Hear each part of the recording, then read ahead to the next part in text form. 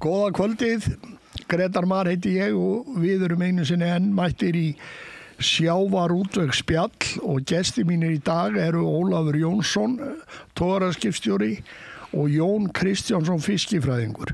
Og okkur liggur náttúrulega ýmislegt á hjarta og okkur langar að ræða í kvöld vinnubrögð Hafrannsóknastofnunar og að hluta hvernig við stýrum fiskveiðum á Íslandi og hvernig við teljum að betur mætti fara með þessi mál og stjórna þessa meiri skynsemi og með það markmið að ná meiri árangri og ná meiri verðmætum út úr sjávarútvegi á Íslandi með því að veiða meira heldur við erum að gera en þar hafa menn lent á vegg að því einfaldlega að Hafrannsóknastofnun sem hefur verið að veita ráðgjöf hvað megi veiða á hverju ári í 40 ár og sagði okkur það í upphafi þegar kvótakerfið var sett á að ef við færum eftir þeirra tillögu í 2-3 ár þá yrðum við farnir að veiða 450-500.000 tonn á ári af þorski. En við höfum aldrei komist upp fyrir 260.000 tonn nema 1984 á fyrsta ári kvótans þá veiddum við 267.000 tonn. Allar götur síðan höfum við veitt minna heldur en það og árangursleysið í rauninni algjört og hreinlega verið að valda þjóðinni stór tjóni eins og við höfum verið að gera þetta. Ertu sammála þessu, Jón? Já, ég sammála því og strax 83 þegar ég var að keyra fram hjá Strætó í Laugarnesinu þá kom svo tilkynning að stofnun hefur minnkað vegna þess að árgangarnir væri að léttast og þess vegna hefur stofnun minnkað og það þyrfti að draga úr veiðum. Þannig ég man alveg hver ég var vegna þess að þetta alveg gjörsamlega öfugt við það sem ég var að gera, búin að gera lengi og var kennt og svona. Þetta bara ekki svona. En þeir hafa haldið þessu áfram allar götur síðan. Þeir bara kunna ekki fiskifræði. Þeir kunna bara tölvur. Þetta tölvuleikur. Það sett inn í hann gögn. Einhver tóra, rall og svona dót. Það öllum þorskstofnunum steypt í eitt múl. Það kallar norðursvæði og suðursvæði. Ég veit að inn á fjörðum fiskur sem vex allt öðruvísi, stundum betur og yfirleitt verr, af því það enginn að veiða. Og þeir menn skilja það ekki og það ekki hægt að tala við þá. Við vorum hérna með forstjóran hér, hann meiri sér neitaði nú þessu, þeir eru nokkuð til að sagt þetta. Já, ég veit það. Og þar fram eftir göttunum, hann hefur gert áður við mig á fundi og þetta stendur á prenti og talaði þetta við alla menn þannig að það bara eins og ég segi það bara sama stefna ennþá þú endurtekur sömu tilraunina ár eftir ár og býður alltaf eftir annarri niðurstöðu. Já. Hvað kallaði Einstein þetta? Skulum ekki fara nánar út í það en svona þetta og núna í dag þá hafa menn engar áhyggjur af því að þorskurinn að léttast. Það ekki bara það sama á skeiði 1984? Eða 3? Jú, og fyrst 83. Já. Í sömu tilraun, það að segja veiða minna og stækka möskun og veiða ofan af og svona. Og þessu halda þeir bara áfram. Og býði eftir einhver annan niðurstöðu og Þorsteinn hafði engar áhyggjur í því voru allir árganga voru léttast 25% hjá þorski, hann hafði engar sérstakar áhyggjur af því. Nú var að koma ný skýrsla þar sem að allir árgangar undir 7 að léttast upp í 25% milli ára. Já. Og það bara haldið áfram. Já.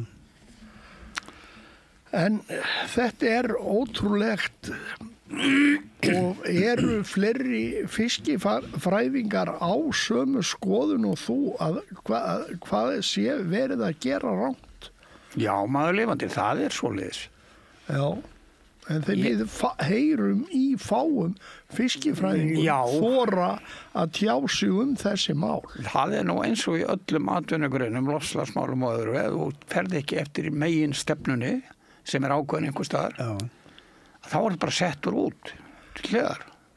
Já.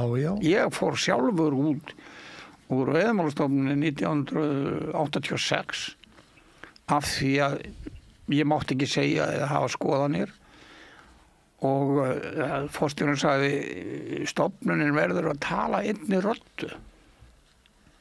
Þá bara kvaddi ég að ætla að fara að gera með að netagerðamanni. Já. Ég fekk ekki verkefni og svona, þannig ég fór og stofnaði eigin rekstur og síðan hef ég bara lifað ágætis lífi og farið allan heim og öðnast feiknarlega reynslu og allstaðar sé ég það sama. Já. Allstaðar minnkar veiðin það sem farið að friða. Það sama hvort það í vatni, ám eða sjó.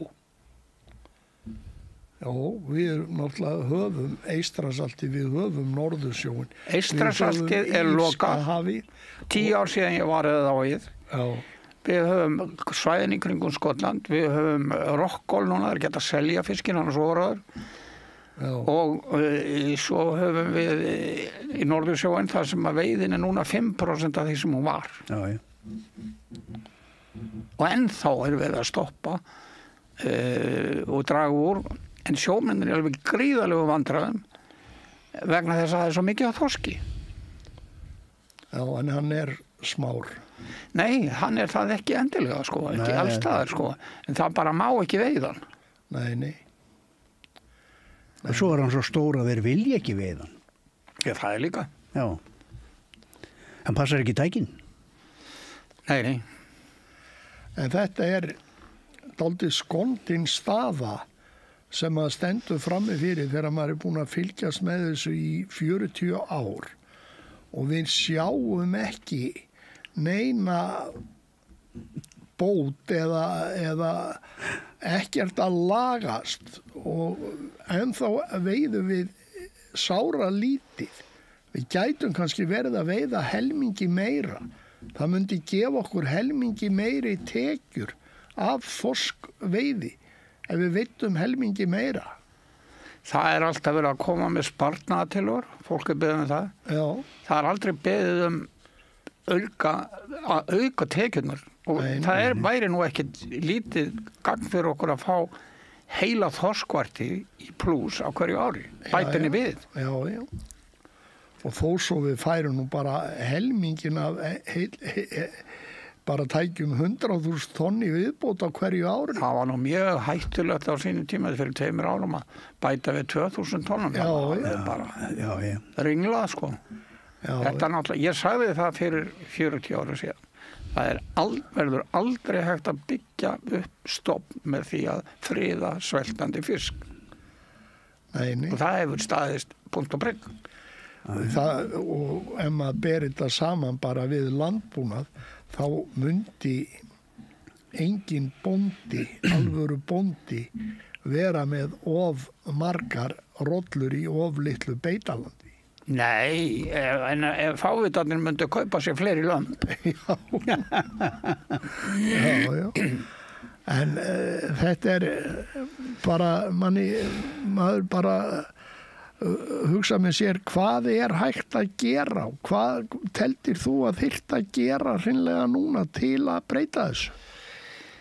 Ég veit ekki, það ofurtrú á þessa fræðinga og sagði við okkur sjávarútvegsráðherrann hér að hún leitaði hvergi ráðgjafar að kvóta ráðgjafinn kæmi, hún bara treysti þeim.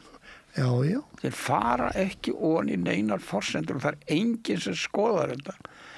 Og þessir menn sem eru lærðir í þessum skólum og eru í Alþjóðahafrannsóknaráðinu, þeir bara kunna ekkert annað. Ég man eftir því að hann sagði mér einn norsari þegar hann var að gagnrýna að Jakob hefði sagt, hver þessi maður, út með hann? Já. Það var hann forstjóri. Við komumst ekki, það enginn sem talar það. Stjórnmálamenn vilja ekki að þessu vita, það þægilt fyrir þá að fara bara eftir sérfræðingunum. Þá ábyrðinni hendi yfir og þá.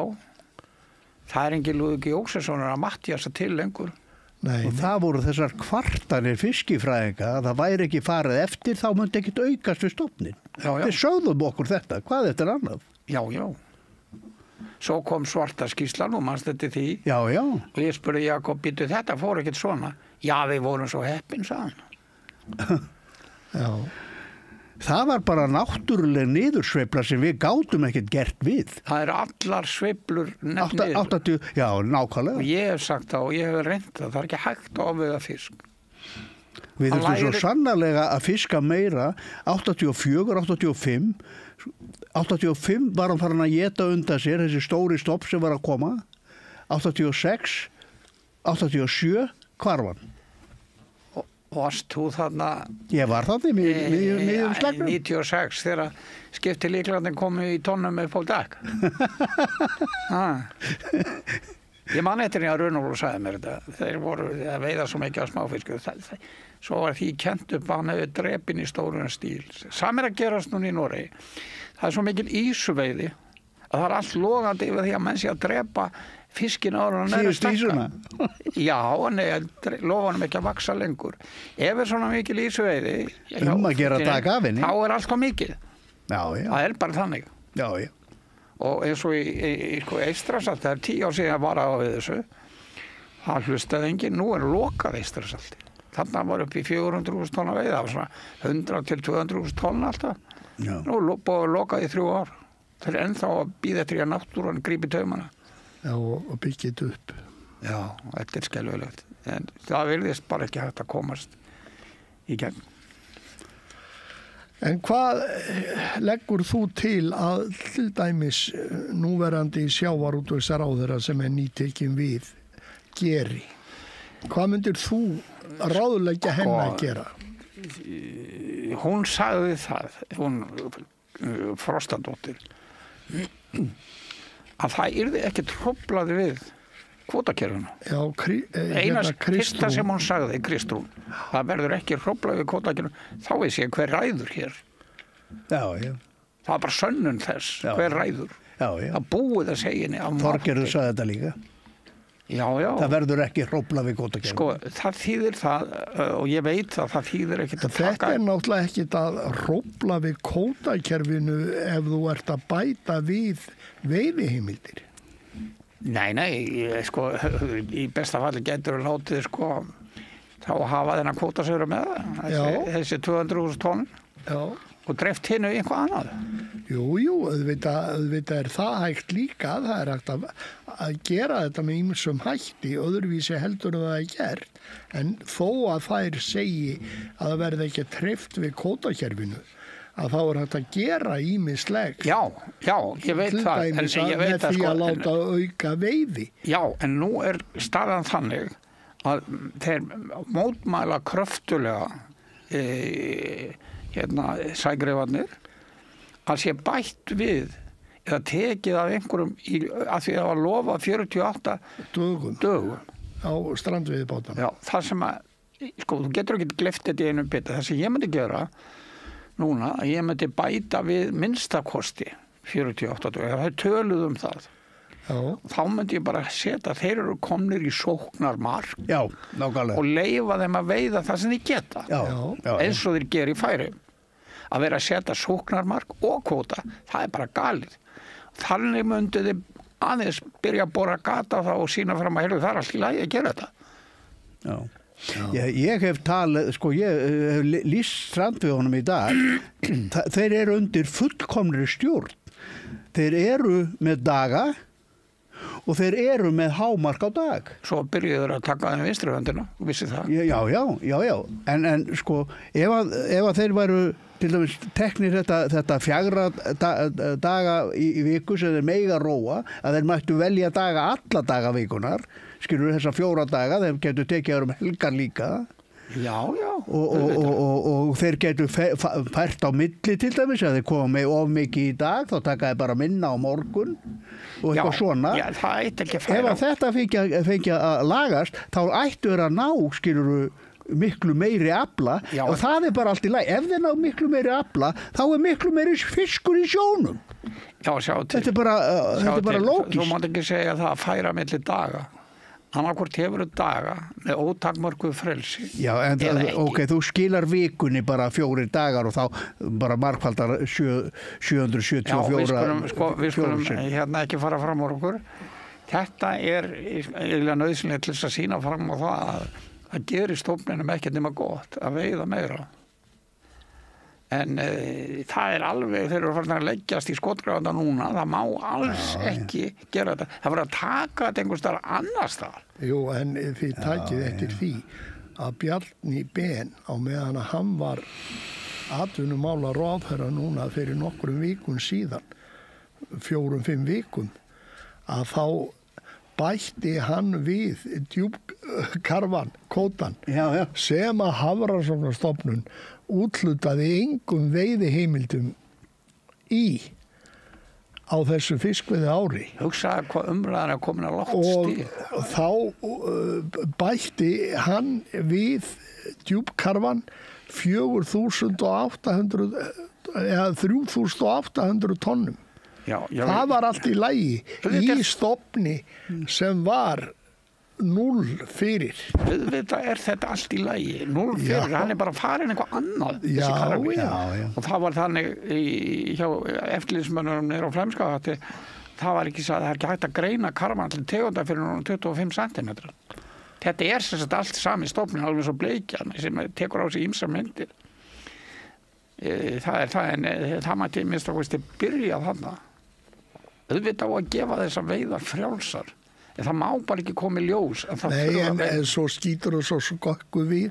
Svo segjum við að hrygningarstofnin sé 1100.000 tonn á Íslandsmiðum og þá eru einhver 3-4-5.000 tonn af þorski í þeim stofni stórhættulegt að mati LIU klíkunar. Já, sko, það er náttúrufræðin komin út í tómum vitleysu eins og að flensaðin gangi drepa nokkra gæsir, þá haldi það að gæsastofnin sé hættu. Já. En já, þetta því miður þetta svona. Við erum búin að garga út í tómið í 40 ár. Já. Og við fáum ekki svör. Nei. Þetta eins og kallinn í heisátu. Og svo þetta náttúrulega þetta togararall sem algjörð, sem eiginlega bara brandari og við sjómenn sögðum það allir að togararallið gæti aldrei gefin einar upplýsingar. Það ekkert farið eftir náttúrulegum aðstæðum. Nei, sko, náttúrulegum aðstæðum eða vistfræði og líffræði dýrastofna. Já, þess vegna. Það er bara óþekkt og svo eru menn að segja við mig að ég sé nú bara vatnafræðingur. Sko, fiskifræðin, undirstaðan í fiskifræði kemur aðalega frá Rússlandi og það er aðalega úr ferskuvatni. Það vegna þess meðal annars að fiskurinn kemst ekkert burt. Það er allt annað. Og þú veist það hvort að einhver er að veiða eða ekki veiða. Já. Og þaðan kemur þekkingin. Svo er bara sagt að þetta séu heiðatjarnir og sjórinn sé svo merkilegur. Hann er bara stærri heiðatjarn. Já, en ég veit ekki, sko, ég ætla þess að taka smá rispu í því hvernig þetta byrjaði hjá mér í sjávarútvegi. Já. Það var þannig að það var ráðstefna hérna rétt fyrir 98, svona upp úr 90, 95 eitthvað svo leiðis. Og þar var meira að segja, þar voru Færeyingar, þeir voru að sýna myndir af því að það var alltaf að minnka, þeir eru búin að safna mjög góðum gögnum aldur, þyngd og allt þetta úr sínu ralli. Síðan 64 þeir byrjuðu, þá hefur þyngdin í öllum árgangum verið fallandi og þeir voru að reyna allt mögulegt til þess að finna hvort það væri út af svifi eða einhverju annari átu eða græningi eða straumum eða hita og þeir fundi aldrei neitt samhengi. Má ég fá fyrstu myndina þannig upp? Við skulum athuga hvort við náum ekki fyrstu myndinni á skjáinn.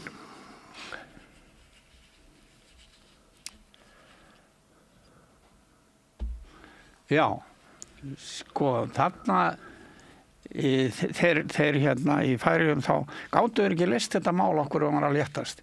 Ég lagðist yfir í Sköfn og ég leysti málið. Ég kem svolítið betur að því seinna. Hérna frá ráðstefnu sem að ég fór á í Bergen á sínum tíma 98 og þá var það sveiflur í þorskstofnum. Og þarna sjáum við til dæmis á Íslandi að það sveiflast reglulega upp og niður og þarna var mestu leyti í fullri veiði. Þarna efsta línan Ísland. Efsta línan Ísland. Já, næsta lína Færeyjar. Og svo Noregur neðsta línan. Já, og þarna sveiflast allir stofnar upp og niður. Já. Og það spurningin hvernig stendur á þessu. Ekki þetta vegna breytilegar sóknar eða neitt. Það rytmi í þessu. Sko þarna ég að taka frá að það 30 ára meðaltöl mínus 9 ára. 9 ára meðaltal langtíma sveifla. Á 9 árum þá gerist allt mjög hægt. Ofan á því eru minni sveiflur þessar 30 ára. Þarna ég að draga þær út, skammtíma sveiflunar. Þess vegna þetta á beinni línu þannig að þetta frávik frá meðaltali. Það kannski verið að fyrir menn að skilja þetta, en þarna kemur í ljós að sveiflunar eru mjög reglulegar. Og við getum ekkert haft áhrif á þær. Við getum ekkert, og við getum reynt það. Það eins og 1983. Jón, þetta á við ekki bara þorskstofn, þetta á við flesta fiskistofna, það ekki? Þetta í kennslubókunum. Já. Við skulum bara hafa dýrastofna. Þetta refur eða læmingi. Já. Það allt svona í náttúrunni þar sem hún vinnur svona. Nú, það sem ég með aðeins fá næstu mynd að við sjáum það til dæmis hérna í Færeyjum að þar hrygningarstofninn. Hann þetta rauða línan. Já. Og það sem kemur undan honum, þeim stofni, græna línan. Já. Hér kemur það í ljós. Þetta svona hrygningin, hvernig hún gekk. Já, stór hrygningarstofn gefur lítið af sér. Já. Nákvæmlega. Litli hrygningarstofnin, þannig til vinstri næsta línan, gefur meira af sér. Og það bara, ég meina, þetta ekki sönnun málsins, þá það ekki, sko, þeir hafa aldrei, okkar fiskifræðingar eða Færeyjum, gert þetta svona. Það alltaf sagt árið 50, þá var stór hrygningarstofn og undan honum kom þetta. Og svo gera þeir svona puntadreif. Og þú sérð ekkert út úr því. Nei. Ef þú skoðar þetta í tímaröð, þá sérðu hvernig þetta hnígur og fer upp. Og þetta sönnun þess að hérna það öfugt samband á milli hrygnir. Þetta sé ég bara í öllum fiskistofnum. En það hefur enginn notað þessa aðferð að setja þetta fram í tíma. Þeir alltaf með gömlu aðferðina. Að fá næstu aðeins. Þetta þorskur. Nú sjáum við ýsu. Já, það bara sama. Það nákvæmlega sama. Upp og niður og upp og niður. Já. Eina ráðið við því til þess að draga úr svona sveiflum. Hvað það? Það að taka upp hnífinn. Eða kasta trollina, það að veiða meira. Já. Til þess að halda þessi skák. Það sem að bóndinn gerir á Íslandi, hann slátrar lömbunum. Já. Og best að hafa sóknarmark, ekki hafa kvóta. Nei. Þú getur ekki gert þetta með kvóta. Nei, þú verður að hafa sóknarmark. Sko við sjáum þá eftir. Já. Sko við sjáum þá eftir að þegar kemur kvóti þá hætta sveiflunar af því það ákveðið í landi og varðandi þetta meira eins og ég voru að segja áðan hvernig leysti ég þetta með að fiskurinn var alltaf að minnka og þeir fundi ekkert samhengi. Það sem ég gerði var það að taka 3 ára fiskinn í ár og 4 ára fiskinn næsta ár og sjá hvað hann óksa mitt ára. Já. Og gerði það fyrir hvern árgang. Þá kemur það í ljós að það ákveðin taktur í þessu hjá öllum árgöngum. Já. og ef þú skoðar þyngdina á fiskinum þá sérðu það að hann þyngist þegar stofnin lítill og hérna Er það ekki út af því að hann hefur nóg að borða? Jú, og léttist þegar stofnin stór. Já. Og þetta bara gegnum gangandi í öllum stofnum. Ég búin að skoða víða lönd, 3 í Írlandi, 1 í Írlandi og 3 í Skotlandi og svo framvegis. Og þetta alls það sama myndin. Þetta sönnun þess að það þarf að veiða meira. Velum að fá eina enn. Eina myndi viðbót, já. Þetta hrygningarstofnin. Magnús var með þetta í lánanum svona mynd að rauða línan hrygningarstofnin. Hann fer þarna í lágmark í 86. Sko, nú skulum athuga það að þetta allt útreiknað. Það gert ráð fyrir að dánatala sé alltaf 20%. Hún það ekki. Hún breytist. Hún getur 2-faldast eða 3-faldast. Breytist hún ekki á milli ára eftir bara skilurinn í hafinu? Breytist milli ára eins og þeir skildi ekki því í Kanada. Þeir var komið veiðibann og það var dánatala 50% eða 60%. Það var enginn að veiða. Nei. Þannig að það sem kallað veiði dánatölu náttúruleg dánatala sem kemur út af skoti. Og sjáu nú þetta. Þarna góð nýliðun fram til 82, 84. Hrygningarstofnin stór, það að segja stofnin stór. Síðan fara þeir að stjórna. Og eftir það, þá breytist nýliðun ekki þó að hrygningarstofnin stækki. Hafa þær aldrei skoðað þetta? Hvað myndir þú gera ef þú sæir svona mynd? Auka veiðina? Nú, það vilti ekki hafa hrygningarstofnin stóran. Þeir tala það í öðru hverju orði. Það sem gerist þegar að fara að stjórna hrygningarstofnin stækkar, nýliðunin helst óbreytt. Þetta gögnin þeirra. Þú sér það, ef þú ferð fyrir 86 og eftir 86. Þeir sjá þetta ekki. Ég veit ekki út af hverju. Nýliðun hefur minnkað meðaltali 210 miljónum niður í 135. Já. Það helming. Sko, það vegna þess að þegar stofnin svona stór að þá étur hann undan sér. Þá ekki matur handa unguðinu, heldur það étur. Nei. En stærðin á stofninum, hún kolvitlaust reiknuð. Það ekki hægt að gera þetta út frá ralli og svona. Það ekki hægt að gera þetta vegna þess að það toga bara random einhver staðar og einhver staðar. Sömu tógin og fyrir 40 ára síðan. Sömu tógin og eins og í Írlandi þá kom það út þegar ég var að rannsaka þar að hann var meðalafla þorski í ralli, hann var 2 kíló á tóktíma. Hver heldur að gera út af svoleiðis? Við vorum að veiða þorsk á þessu skipi sem ég var á. Já. Og það var svo mikið af ísu þarna, það var alveg ótrúlega. Við vorum með svona fljótandi botról, semi-pelagi. Já. Og hún fór all ísan upp í gegnum þakki. Ég á vídeómyndir af mælunum, sko. Hún sveif öll tógum í fleiri klukkutíma fyrir utan Dublin og við vorum með 50 kassa ísu. Já. Hún fór öll upp þakkið. Já. Var gluggi á trollinu? Nei, hún leitar alltaf upp. Já. Og pelagísku trollin svo gróf að framan. Já. Já, stóri mörskvar. Já. 32 metra mörskvar og meira. Já. Þannig að sko þessar skoðanir sem ég hef gert bæði á vextinum og hvernig hann breytist og dánartalan breytist eftir því sem að vextina á fiskinum sem að þýðir frambúðafóðri. Þetta svo augljóst á þessari mynd. Af hverju sjá þeir þetta ekki? Það enginn tekið undir þetta. Ég veit það ekki. Þeir sögðu við mig, ég var á fyrirlestur á Ísafirði, þá sagði einn sem var að vinna hjá LÍ og hann var fræðingur. Hann sagði, hann færði þetta svona til að láta þetta líta svona út. Hann býr til tölur. Þetta svo færingarnir við mig líka. Og það enginn vitnaði í svona. Þetta passar ekki. Þetta náttúrufræði.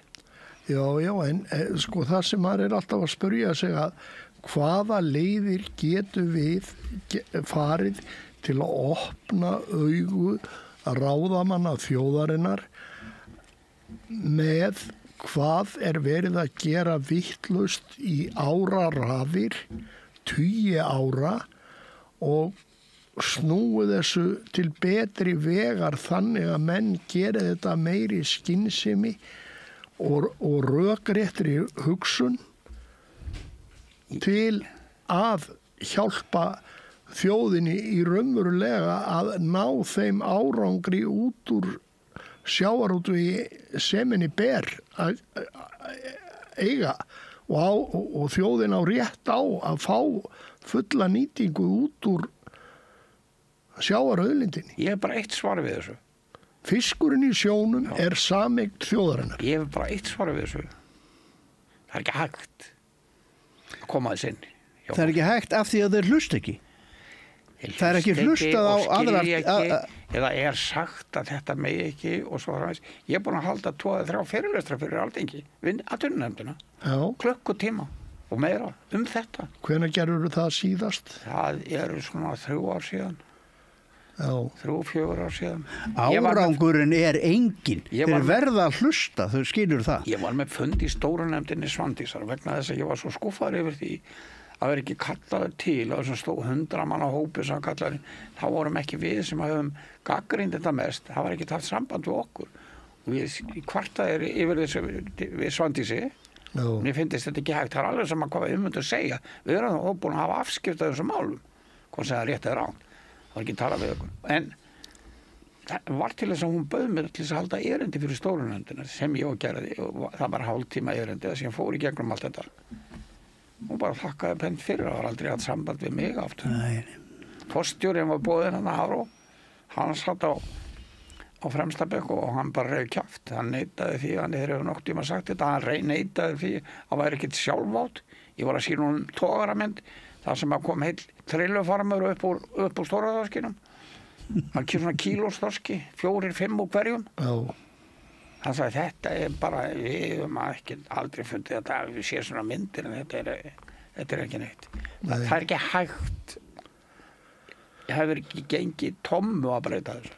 Nei, en þetta er ótrúlegt að þegar að við erum búnir að vinna eftir þessu í 40 ár og við erum aldrei að ná að sýna grænt ljós á neitt af þessu, engin skynsemi, við erum að tapa gjaldeyristekjum fyrir þjóðina Heilli þorskvertíð á ári.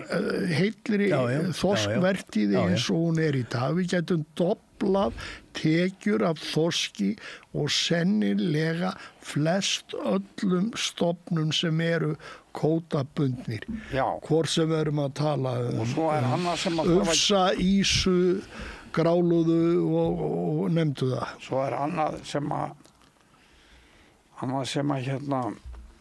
við þurfum að gera eins og Færeyingarnir gerðu fyrir 20 árum síðan. Það er að aðskilja veiðar og vinnslu.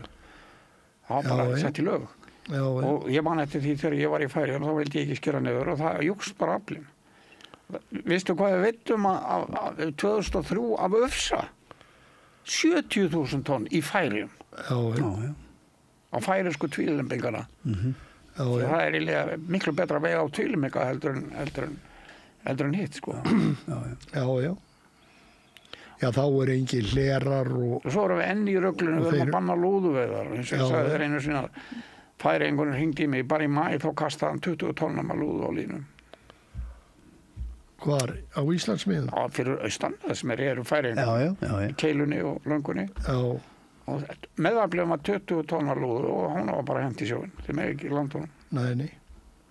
Það er ekki heil brú í þessu. Það er bara glæpastar sem. En maður er alltaf að velta fyrir sér hvað getur maður gert til að reyna að koma vitinu fyrir þetta ágæta fólk. Fyrsta lagi að fá alþingismenn og ráðherra til að skilja að það þarf að spurja stofnanir eins og Hafrannsóknastofnun hvað sé að hverju náður ekki árangri? Þú manst eftir því að ég spurði Bjarku hérna þegar hún ráði. Hvor hefði aldrei verið gerð úttekt á því áhættumat á því að fara fram úr. Já, Sett upp öðrum megin tekjurnar af því já, og hinum megin hættun á því að þorskurinn hyrfi. já. Já, henni fannst nú hugmyndin góð en svo var hún farin nokkrum Stuttu dögum seinna. seinna. Já, já. En af hverju er það ekki sjálfsagt að gera áhættumat á þessu? Jú, þá akkurju bara ekki verið að hugsa að reyna að ná sem mestum verðmætum úr hafinu. Okkur vantar peninga í heilbrigðismál, okkur vantar peninga í menntamál, löggæslu, vegakerfið og Já, náttúrulega vantar allt, sko. peninga og þetta er ekki bara hérna, það er alls þar í öllum löndum þar sem að kvótakerfi hefur verið tekið upp, þá er afli minnkað niður í 5-10% af því sem hann var. Já, já. Þá segir menn, já, það er búið að klára þetta, það er komið svo góð veiðafæri. Það var reynt að ofveiða Íslandsmið í öldum saman, eða já, það tókst ekki, en það mátti ekki fara 2000 tonn fram úr á trilluveiðunum. Nei. Og það er náttúrulega sá veiðiskattur sem er búið að stunda í 1100 ár Já. frá því að við fluttum frá Noregi til Íslands að þá byrjuðu að veiða á handfæri. Svo er að tala sko að trollir róti svo miklu upp af koltvísýringi. Ég hef bara aldrei heyrt annað þessi steipu ef þú hefur séð myndir af trolli sem fer í botni. Akkur hafa menn ekki skoðaðir? Það er ekkert, hann snertir á alla botni. Það er mjög erfitt að halda trolli við botnin. Já. Það er mjög erfitt. Það er legið yfir trollum út í Hirsars í Táknum að reyna að fá jafna línu á botnin. Það er alltaf, það má ekki auka hraðan eða neitt, þá lyftist trollið upp. Já. Þetta er mjög og svo segja menn, viðkvæmt. Þetta er svo þungarlengjur, ofsalega þungarlengjur. Það er í sjó. Þeir hafa aldrei viktað sig í sundlauginu. Nei.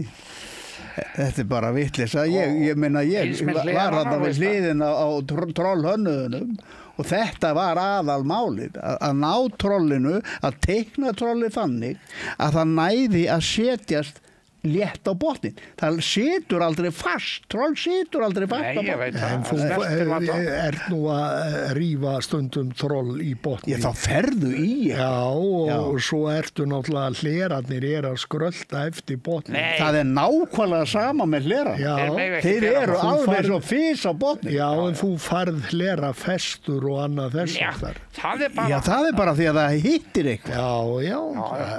En það er erfitt að halda þeim niðri. Skilur að fá hlerana til þess að sitja. Já, menn slökuðu bara út vír í gamla daga. Þú má það ekki heldur, sko. Nýjasta áróðurinn er sá að fiskur sem að fyrir undir línuna, hann drepist í stóran hluta, sko. Þetta er þvílíkt vitleysa. Já, það er náttúrulega voru rannsóknir kynntar hérna hjá Hafró í fyrra vor. Já, en hann drepist. Nei, hann var skattaður eftir það. Já, fiskifræðingarnir norsku, þeir vildu meina það. Þeir gera rosalega mistök með því að gera þetta. Þeir hengja, veitu hvað þeir hengja þennan poka í? Þeir hengja hann í fiskilínuna. Hvað gerist þú tekur í fiskilínuna? Þá lyftist fiskilínan, skilur, og fiskurinn fer allur í þessa poka þeirra. Þetta er galið að gera. Þeir verða að setja þá annað troll fyrir aftan í þetta troll sem er sjálfstætt. Það má ekki hanga í fiskilínun og trollinu. Þetta er alveg galið. Því þegar við vorum að rækja hann niður frá. Ég var farin að við grunaði að það vorum við 8 hlekkir held ég niður í bobbingalínuna. Já. Og ég hengdi þar poka undir á milli keðjana og hann var fullur af stóri rækju. Þessi poki. Svo gerðum við það, þá vissi ég það að hún er svo þung að hún læri ekki að hoppa inn í trollið. Hún fattar og seint að trollið er að koma. Já. Og þess vegna læri hún ekki upp inn í pokan. Þannig að það sem ég gerði var það að ég setti keðju, svipur á undan, 2 metra fyrir framann. Já, tickle. Já, ég bara setti það í rossin. Já. og við vorum með 2 troll, við gátum mælt þetta, það var 25% meira stóri rækju í það sem að tiklun var. Tiklun, já. En þeir vildi ekki nota hann. Færeyingur þorði ekki að nota þetta. Hann sagði að þetta myndi fara í, þetta var ekkert mál, þetta var 10 mm keðja, hún bara slitnaði ef hún festist. Já. Það var mjög einfalt. Svo hringduður í mig 2 ára setna og sagði, ljúfum og tólaðum við Kanadamenni, þeir eru allir með svona kýtlara. Nú hvernig heldur við séum að veiða hérna sæbjún? Sæbjún eru bara veitt með tiklara. Það er bara tiklari allur blórin. Plóurinn er náttúrulega, það er ekki keðja fyrir framann en... Nei, en það eru keðjur sem liggi í botninum á plóknum. Já, það er bara tickle chain. Já, það er svo skotatir alltaf með tiklar á hérna skötuselsveiðum. Þá sérðu það? Já. Þá voru þeir að fá hann upp fyrir bobbingalengjuna. Já. Já. Lyft honum áður en hann var að við, sko. Já. Þannig að hann fari og ég tala ekki þegar menn er að kritisera snurvoð, sko. Hún snertir ekki botn. Það er ekki verið svo mikið, það er hvaða svæði hún fær. Það hún skuli vera notuð á sama tíma og strandveðarnar eru. Ég get alveg skilið það. Það er allt annar hlutur. Já, það er allt annar hlutur, ég er að segja það. Það er eyðileggi botnin. Það er ekkert að snurvoðan, ekki nokkuð skapaðan hlutur.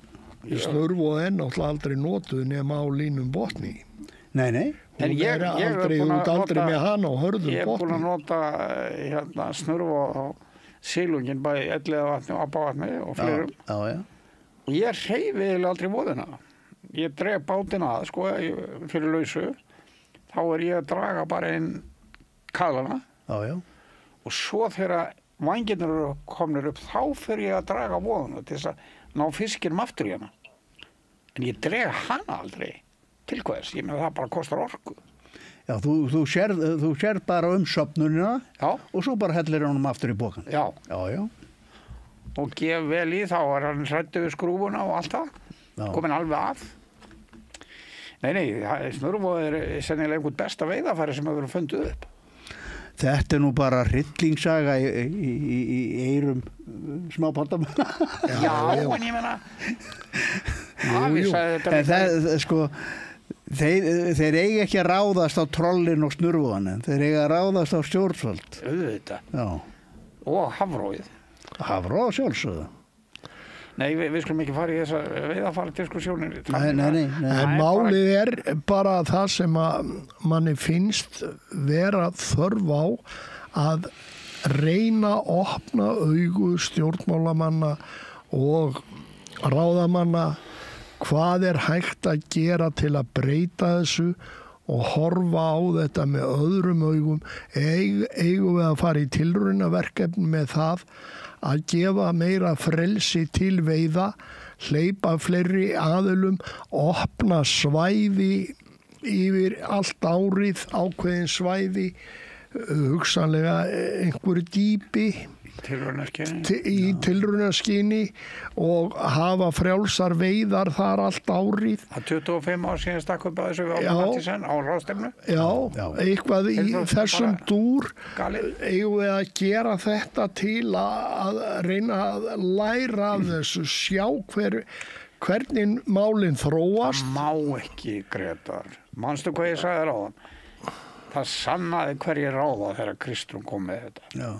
Það sannaði það eru hagsmunir þeirra sem að hafa veiðiheimildir í dag að halda frambúðinu niðri. Já, en og halda samkeppninni í burtu. Vissulega gæti.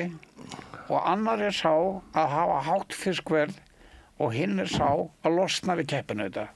Já. Jú, og sitja einir að gullinu. Sitja einir að. Þú voru meina að tala um einhver titlingaskít eins og hérna aflagjald.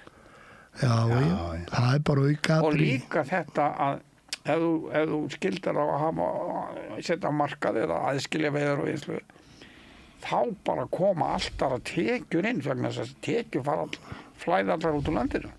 Já. Ég held ég meina að það er umræðan er svo. Já, þeir borga sér annað að minni aflagjöld. Þeir eru að kaupa unnið hráefni af sjálfum sér. Þeirra hagsmunir eru þessir. Þess vegna þrýstaður á og fjármagnar rétt aðila já. og vilja engar breytingar. Nei, það er alveg rétt. Þó En er eigum mjög- við að leyfa þeim að ráða ferðinni?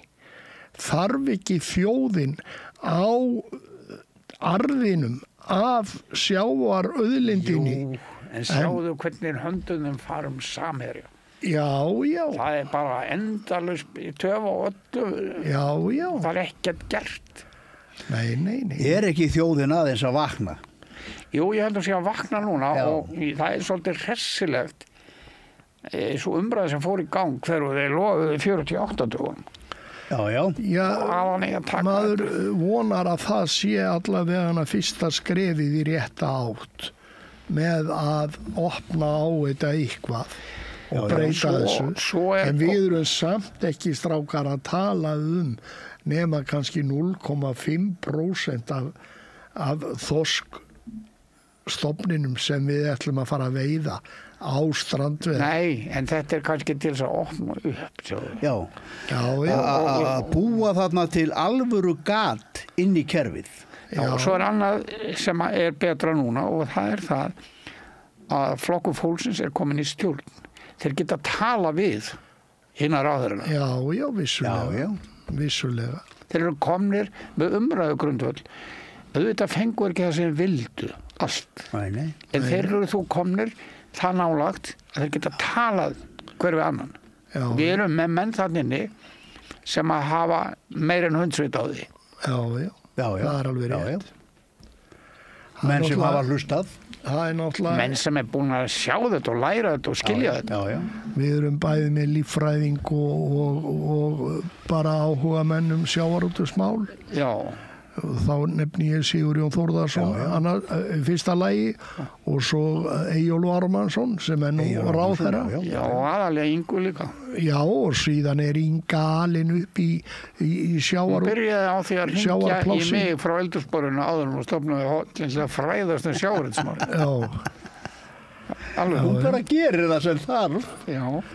og við skulum vona að hún geti gert meira og haldið áfram að brjóta Eigum við ekki að vera veggi. bjartsýnir. Við verðum auðvitað að vera bjartsýnir og auðvitað reynum við að brosi gegnum tárin eins og alltaf en auðvitað er maður alltaf að velta vöngum yfir þessu af því að maður er búin að verða vitni af þess í 40 ár að það er eins og það sé einhver blá hönd yfir þessu sem vill ekki breyta neinu og hagsmuna aðilarnir sem að hafa ókeypis veiðiheimildir til að ráðstafa. Þeir borga ríkinu 26 krónur á kílóið þegar þeir fá hann útlöldað veiðiheimild, kíló af þorski 26 krónur kílóið en geta snúið sér við og leikt kílóið einhverjum sem neyðist til að kaupa hann af þeim á 500 krónur. Verst, já, nú skulum láta kannski að þeir bara vilja ekki ráða minn hlusta. Ég átti einu sem langt símtal við einn ráðherra fyrir mörgum árum síðan. Já. Veistu, þá fór ég í þessi mál og reyna að skýra þetta út og gerði það og allt það. Veistu hvað hann sagði? Ég er bara ekki sammálaður. Nei. Hann hafði enga þekkingu, þessi maður. Nei. Hann sagði bara ekki vera sammála mér. Nei. Án að raka. Já. Þetta er rakalaust, skilur. Þetta ástand í fiskveiðum í dag er rakalaust. Þú getur ekki fundið rök með þessu því að það fiskast minna og minna. Já, það sér það hver maður sem að vil svo vera að tala að spara með því að segja upp skúringakonum, eitthvað svoleiðis. Já. Í ríkinu. Kaupa færri blýjanda eða eitthvað svona Jú, en bara með breytingum, þó þú breytir ekki kvótakerfinu, ef að allir þyrftu að setja allar sínar veiðiheimildir inn á fiskmarkað, þá myndum við fá 30-40% hærra verð fyrir upp úr sjó. Það myndi skila sér í hafnargjöldum, útsvari, tekjuskatt og síðast en ekki síst stærri stofni fyrir veiðigjöld. Já. En það er ekki verið að hugsa þetta. Nei. Og það er sorglegt að menn sem núna eru nokkrir aðilar að bjóða sig fram sem formann í stærsta stjórnmálaflokki landsins í gegnum tíðina, þó hann sé ekki lengur Sjálfstæðisflokknum. Og þar er enginn að tala markaðslögmál eða frelsi til athafna og gjörða, atvinnuréttindi og annað þess áttar. Þetta er bara skrítið í Ísland. En á tilli dögum þá gaspra þessir ágætu menn það og þetta fólk það að vilji frelsi til athafna og gjörða og virða atvinnufrelsið og allt þetta. Já, svo erum við líka pólitískt búin að negla okkur niður í samningu við einhverja aðra. Eins og það má ekki byrja loðnu veiðar fyrir nefn að mæla stofninn sem við finna náttúrulega ekki af eðlilegum ástæðum því að hafið er stórt eins og við veitum. Hefðu við séð Matta Bjarna taka svona á hlutunum eða Lúðvík Jósefsson? En svo er annað sem er svolítið sniðugt líka sem að mönnum hefur algjörlega yfirsést. Og það er hrópað hér á þorskurinn hann að svelta. Það er að því við veiðum svo mikið á loðnu. Heyrðu, fyrir 82 þá veitum við alltaf yfir 1 milljón tonn á loðnu. Já. Og það var veitt á haustin helmingurinn af því sem smálóðna fyrir norðan. Já. Þá var miklu meiri þorskveiði. En það var drepið miklu meira loðnu. Svo þegar við fórum að draga úr þorskveiðum og loðnuveiðum á sumrin, þá rapar loðnuveiðin niður ekki neitt. Hafa menn ekkert spáðið þetta? Hvernig stendur það hægt að veiða 1 milljón tonn á loðnu árum saman? Svo getum við hort á Jón líka að Rússar og Norðmenn hafa alltaf látið veiða lítið af loðnu. Þeir eru með kolvitlusa stjórn á loðnuveiðum í Noregi. Já, þeir hugsa dæmi þannig að loðnan sé fæða fyrir aðrar fiskitegundir. Já, þetta er alveg galið. Sko, þorskurinn ræður því hvað verður mikið til að loðnu til að rigna. Vegna þess að hann étur hann hérna landgrunnu fyrstu 2 árin. Já. Og þorskurinn fjölgaði svo mikið að hann hreinsaði upp allt. Fuglinn drafst og allt hérna 1990. Já, náttúrulega er ástandið á þorskstofninu þannig núna getum við kennt honum að hafa étið upp hérna humarinn og haldið rækjunni heftalega niðri. Er það þorski að kenna? Já, í og með en aðalástæðan fyrir humar skortinum er svo að það er ekki veitt nógu mikið. Því hann étur sjálfan sig. Já, hann er svo refur. Nú bara hætti veiðina sjálfur sér á humarnum einfaldlega út af því að það var ekki orðið að hafa. Ákvör ekki vegna þess að það var búið að finna upp alls konar veiðarfæri sem slepptu öll í gegn. Það er ekki rétt. Þeir voru ekki að breyta riðlinum í humartrollunum eða neitt. Þeir voru með fleiri stærri troll og hvert skip með 2 troll í raskatinu. Já, við skulum ekki kannski fara í þetta vegna sem við hefum ekki gögn til þess að það sem ég lærði í Írlandi var að hann sagði við verðum að veiða allt árið á fullu. Ef við friðum svæði þá hverfur hann. Eru þeir að veiða ennþá humar? Já. Við kaupum hann þá og Danmörku. Já. Það er nú mest keypt frá Danmörku og Hollandi að humar hérna hjá okkur. Já, það er því Bretarnir og Skotarnir þeir og Írarnir þeir nota svo mikið sjálfur þeir selja eitthvað annað. Já. En þeir sögðu mér það að ef þú friðar svæð og kemur og gáir svo þá er ekkert nema nokkri stórir. Hann hefur hólu með mörgum útgangum og ef það kemur ykkur á nálgast þá er hann étinn. Já. En það sem mér finnst að við þurfum aðeins að koma hérna inn á í restina. Hvað getum við gert öðruvísi og betur heldur en við erum að gera? Þú meinar stjórnvöld? Já, bæði stjórnvöld og hvað myndir þú, ef þú réðir, Jón, að ráðleggja Hafrannsóknastofnun að gera í dag? Ef þér væri falið það að stýra Hafrannsóknastofnun núna í 1 ár? Ég myndi reyna að kenna það fiskifræði. Já. Í alvöru. Já. Þeir eru ekki að horfa á dýrið sem slíkt. Nei. Þú veist að sjómaður, hann þekkir fiskinn, hann veit í hvernig ástandar, hann skoða hvað hann er að éta og svo framvegis. Það er hægt að sjá það á hvernig hann að éta, hvað hann er komið langt niður á matseðlinum. Þegar hann er komin í slöngustjörnu, þá er það matseðlin. Þú sérð innvolsið úr honum þegar þú skerð á magan á honum og þú sérð hvernig lifrin er á honum og þetta veistu. Þeir skoða þetta ekki. Nei, það er bara 1, 2, 3, 4, 5 í togi og það slegið inn í tölvu. Já, þeir telja bara fiskana. Og svo vita þeir það sjálfur að það er ekki nema 20% sem að samlast saman fyrir framan hlera og íra sem fer inn. 20%, það er þeirra áætlun Hafró að það fer ekki nema 20% inn. Hvað segir það í skeggi í stofnmati? Þá er náttúrulega allar tölur gjörsamlega út úr korti. Auðvitað er það og hefur alltaf verið. Þess vegna getur þau ekki voru að gera grein fyrir. Það er ekki hægt að telja fisk í sjónum eða rekna út. Nei. Þá verður að nota líffræðilegar parametra eða ástand. Hvert er ástandi? Og þegar við vorum að gagnrýna Hafró á sín tíma 84 þegar kvótakerfið var að byrja, þá vitnum við grein sem að Hollendingur skrifaði nokkrum árum áðan. Hann sagði það á að stjórna fiskveiðunum eftir vaxtarhraða.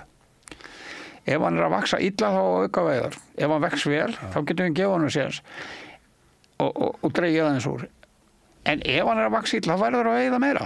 Þetta var hans pólitík. Það er enginn sem talar svona í dag. Nei. En þá voru tölvundar ekki komnar. Nei. Nei. Sama er á þegar skrapdagakerfi var hérna. Þá var veitt meira þegar mikið var að fiski. Auðvitað. Og það var minna þegar minna var að fiski. Eins og 83. Það var niðursveifla 83 eins og sýndir hérna á myndunum sem við skoðum. Það var niðursveifla. Já. Hafði ekkert með stjórn fiskveiða að gera. Ekki nokkuð skapaðan. Jú. Það hafði það að fara að gefa smáfiskinu frí. Það var stakkaði möskvinn og 30 ára árgangur hvarf alveg úr aflanum og helmingurinn að 4 ára. Svo fór hann að banka á dyrnar seinna og það komið kvóti. Þú sást 84, 85, 86. Við höfum aldrei haft stærri stofn á landgrunnu. Nei, ég segi það. En þegar að hann var að horast niður í mörg ár. En svo veist. Já, sá stofn, af því að við vittum hann ekki. Já. Við vittum ekki 84. Nei, en hann var til og var stór vegna þess að þeir stækkuðu riðilinn. Já. Þeir minnkuðu tökin í þessum árgöngum. Já, og svo sjáum við það til dæmis, alveg fram að þessum tíma, þá var enda mörka lífið úr þorskinu við Ísland af öllum þjóðakvíkindum. Þá var alltaf jöfn veiði. Já. Og eins og þeir sögðu 400-500.000 tonn. Já, það var meira. Eins og sögðu á Ísafirði en hörður að það væri 700-800.000 tonn. Bretarnir gáðu þetta ekki upp. Já. Nei, ég veit ekki, en það verður náttúrulega þrýst. En hann hvarf allavega ekki. Nei. Þrátt fyrir óhemju mikinn flóa. Það er eins og færingar þessu, torskun sem kom frá himmelen. Allt í einu. Nákvæmlega.